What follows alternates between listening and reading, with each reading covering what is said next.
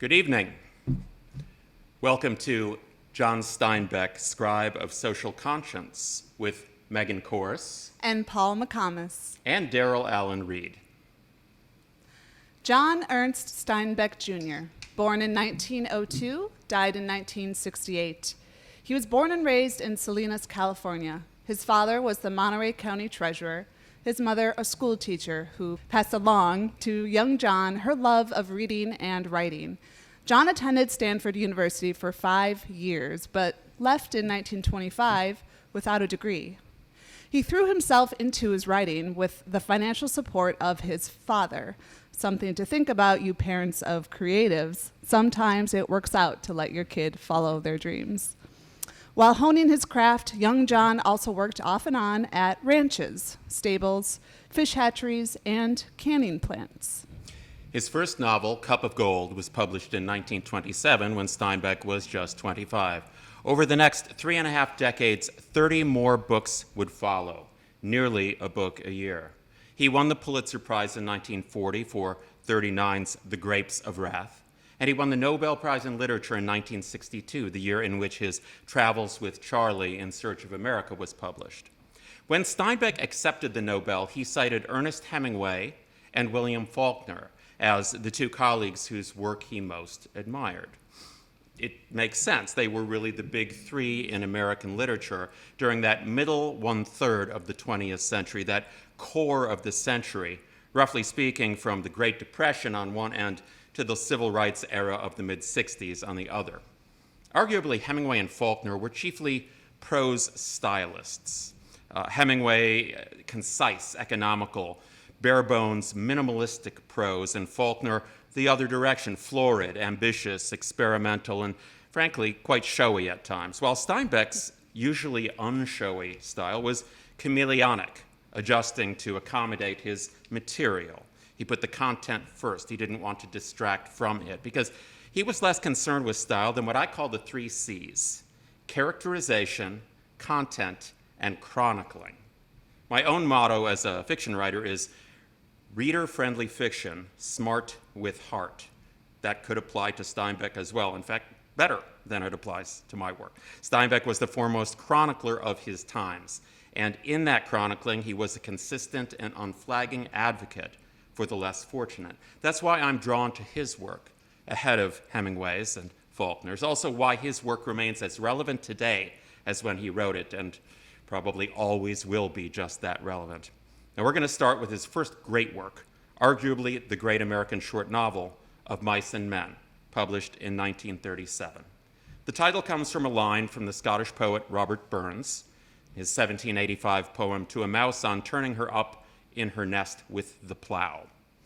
I'll give you the line from which the title comes, first in the original Scottish, in honor of the McComas clan, and then in English. The best laid schemes of mice and men gang after gley, and leave us not but grief and pain for promised joy. The best laid schemes of mice and men often go awry and leave us nothing but grief and pain instead of the promised joy, the joy we've been promised. Set on a California ranch, Of Mice and Men is a Depression-era story of loneliness and friendship, of persecution and self-sacrifice, and it is a story of dreams and harsh realities. Mostly, I think it is a story about loneliness and the attempt to fill the void. Loneliness for multiple characters at the same time. Candy, the only old person, the declining man, and disabled to boot, missing one hand, working on a ranch otherwise staffed by young, strong, vital people. Curly's wife, the only woman on a ranch of men, married to the ranch owner's son. She's not even given a name in the book. That's not a slap at Steinbeck. He was far from a sexist. I think he was a proto-feminist. But he knew it would be appropriate because she has no agency, no identity, no life of her own. And Crooks, the ranch's only African-American worker, from whom we will be hearing in person shortly. The nearest town is Soledad, Spanish for solitude, and it houses a penitentiary. Well, each of these characters is imprisoned by solitude, imprisoned by loneliness. Perhaps the other Paul MCC, Paul McCartney, was channeling Steinbeck when he wrote, "All the lonely people, where do they all belong?" In sharp contrast to these lonely characters is a remarkable friendship. Lennie, mentally retarded, sweet, a well-meaning giant of a man whose great strength sometimes gets him into trouble.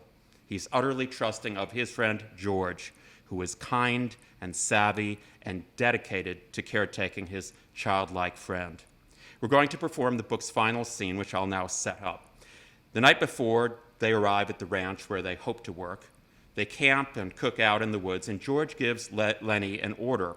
If Lennie gets into serious trouble, he's to leave the ranch, flee to the woods, and return to this very campfire spot, and George will meet him here. After they've been working at the ranch for 1 week, serious trouble does in fact occur. Lennie accidentally kills Curly's wife. He finds his way back to the campsite, George close behind. At George's heels is a mob of ranch hands led by Curly, intent on tracking Lennie down and lynching him. Suddenly, Lennie appeared out of the brush as silently as a creeping bear moves, and came quietly to the pool's edge. He knelt down and drank, barely touching his lips to the water. When a little bird skittered over the dry leaves behind him, Lennie's head jerked up, and he strained toward the sound with eyes and ears until he saw the bird, and then he dropped his head and drank again. When he was finished, he sat down on the bank with his side to the pool so that he could watch the trail's entrance. He embraced his knees and laid his chin down on top of them. The light climbed out of the valley, and as it went, the tops of the mountains seemed to blaze with increasing brightness. Lennie said softly, I didn't forget. You bet. Hide in the brush and wait for George. But George, he gonna give me hell. George gonna wish that he was alone and not have me bothering him. I could go right off in them hills, so, and find a cave. I won't never have no ketchup no more, but I won't care. If George don't want me, I'll go away. I'll go away. George came quietly out of the brush and said, "What the hell you moaning about, Lennie?" Oh, George, I thought you was gonna leave me. You ain't gonna leave me, are you, George? No, I'm not. I knowed it, 'cause you ain't that kind. George? Yeah. I done another bad thing. It don't make no difference. Only the topmost ridges were in the sun now. The shadow in the valley was blue and soft. From the distance came the sound of men shouting to one another, the approaching mob. George turned his head and listened to the shouts. George? Yeah. Ain't you gonna give me hell? Give you hell? Sure, like you always done before. If I didn't have you, I'd just take my $50. Jesus Christ, Lennie, you can't remember nothing that happens, but you remember every word I say. What, ain't you gonna say it? If I was alone, I could live so easy. I could get a job and not have no mess. Yeah, go on. And when the end of the month come... And when the end of the month come, I could take my $50 and go to a cat house or... Go on, George. Ain't you gonna give me no more hell? No. Well, I could go away. Yeah, I go right off in them hills and find a cave if you don't want me. No, I want you to stay with me here. Well, then, you tell me like you done before. Tell you what. About them other guys and about us. Guys like us got no family. They make a little stake and then they blow it. They ain't got nobody in the world that gives a hoot in hell about them. Yeah, but not us. Now, tell about us now, George. But not us. Because I got you. And I got you. Yeah, we got each other, that's what. The little evening breeze blew over the clearing, and the leaves rustled, and the wind waves flowed up the green pool. And the shouts of men sounded again, this time much closer than before. Take Take off your hat, Lennie. The air feels fine. Okay. Lennie dutifully laid his hat on the ground in front of him. The shadow in the valley was bluer now, and the evening came on fast. On the wind, the sound of crashing in the brush came to them. George, tell how it's gonna be. Look across the river, Lennie, and I'll tell you so you can almost see it. Okay. We're gonna get a little place. George reached into his side pocket and brought out the Luger. He snapped off the safety, and the hand and the gun lay on the ground behind Lennie's back. He looked at the back of Lennie's head, at the place where the spine and skull were joined. A man's voice called from up the river, and another man answered. Go on. How's it gonna be, George? Go on. We're gonna get a little place, and We'll have a cow, and we'll have maybe a pig and chickens, and down the flat we'll have a little piece of alfalfa for the rabbits, huh? for the rabbits. And I get to tend them rabbits, huh? And you get to tend them rabbits. And we'll live off the fat of the land. Yes. George. No, Lennie, look down there across the river, like you can almost see the place. There was crashing footsteps in the brush now. Go on, George. When we gonna do it? Gonna do it soon. Real soon. Me and you, right? Right. You and me. Everybody gonna be nice to you. Ain't gonna be no more trouble. Nobody gonna hurt nobody. I thought you was mad at me, George. No, Lennie, I ain't mad. I ain't never been mad at you, and I ain't now. That's a thing I want you to know. Well, let's do it now, then, George. Let's get that place now. George raised the gun and listened to the voices. Sure, right now. I gotta. We gotta. And George raised the gun and steadied it, and he brought the muzzle of it close to the back of Lennie's head. The hand shook violently, but his face set and his hand steadied.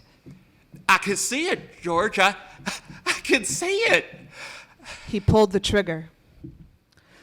The crash of the shot rolled up the hills and rolled down again. Lennie jarred and then settled slowly forward to the sand, and he lay without quivering. George shivered and looked at the gun, and then he threw it from him back up to the bank near the pile of ashes from their old campfire. The brush filled with cries and with the sound of running feet. A voice shouted, Say, George, is that you? Where you at, George? and then the group burst into the clearing. But George just sat stiffly on the bank and looked at his empty right hand that had thrown the gun away. It's one of the most powerful and poignant scenes and endings in American literature, and painful too. Painful for the reader or listener, as it should be, because it's painful for George, the point of view character, who in a terrible irony here is goaded by his friend, his brother, Lennie, into telling him how easy life would be without Lennie, moments before they are to be separated forever. Of course, with his awful, necessary act of mercy, George now joins the ranks of the lonely. He is free of his responsibilities toward Lennie, free to spend his time and his money on himself, his own wants and needs. But it is a freedom that leaves him paralyzed and hollow, just as, to use Steinbeck's words, stiff and empty as the hand that had thrown the gun away. It's a freedom that leaves him lost and alone. Steinbeck is saying, yes, we are our brother's keeper. We must be our sister's keeper. We must, because that is what gives life its meaning. Would that 4 Minneapolis policemen 11 days ago had been keepers and caretakers of their brother, rather than accessories and murderers of him.